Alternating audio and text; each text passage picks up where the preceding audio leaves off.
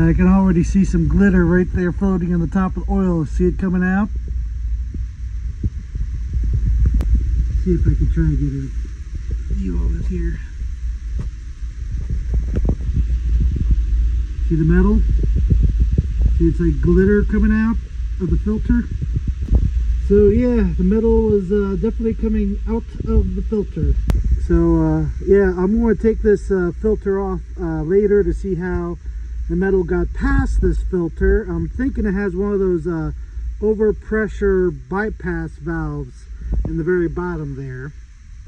I'll take this filter off, the primary, see what's in this.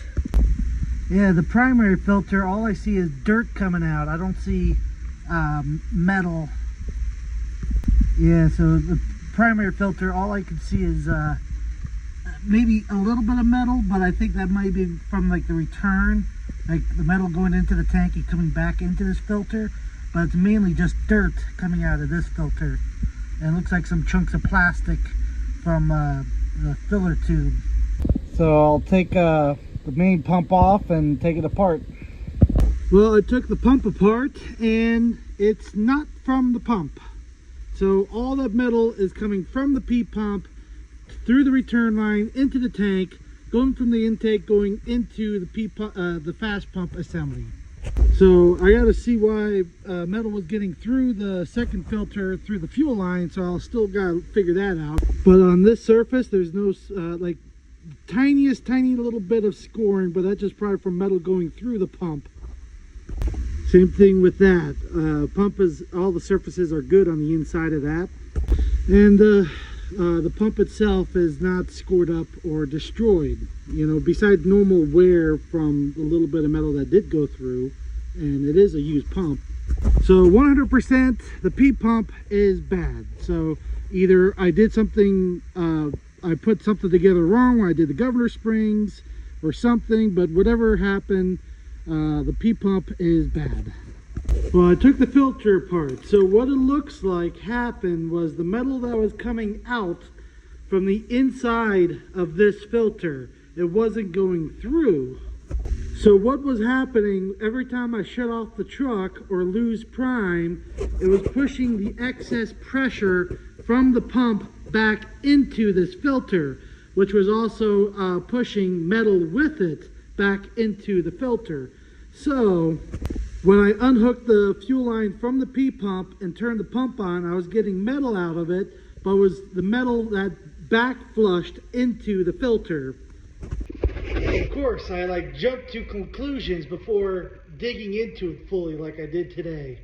So the 30 seconds I ran the fuel pump after unhooking the fuel line from the P pump, yeah, it did flush out a lot of metal, but not all of it out of the filter. So that's basically what happened. Basically, you would have had to run for like 2 minutes to flush all the metal that back flushed into the filter, or the fuel line, like going from the like going up to the P pump and stuff. So I'll just cut open the other filter just to double check. And there's all the crap coming out of the fuel tank. Right there. Now that probably wasn't all from my tank, but because it's a used pump and these are the filters that came with it. So the filters pretty much did their job and they don't have a check valve or a bypass valve on them. Well, besides the whole thing is on a spring inside the can so it can drop down. This whole thing can get pushed down into the can. So that's how on this, that crap could come out of the filter. Oh, I think I also noticed the other thing. This was the primary filter they had on the pump, but this is supposed to be the secondary filter. This is the fine filter. It has like a mesh. They had this filter as the secondary one. So this is the 20 micron or 15 micron filter, which is supposed to be the first one to the pump. And then after the pump goes through this filter, which is the fabric, which is like a 2 micron. That would definitely explain why it was so hard to freaking prime and keep it primed.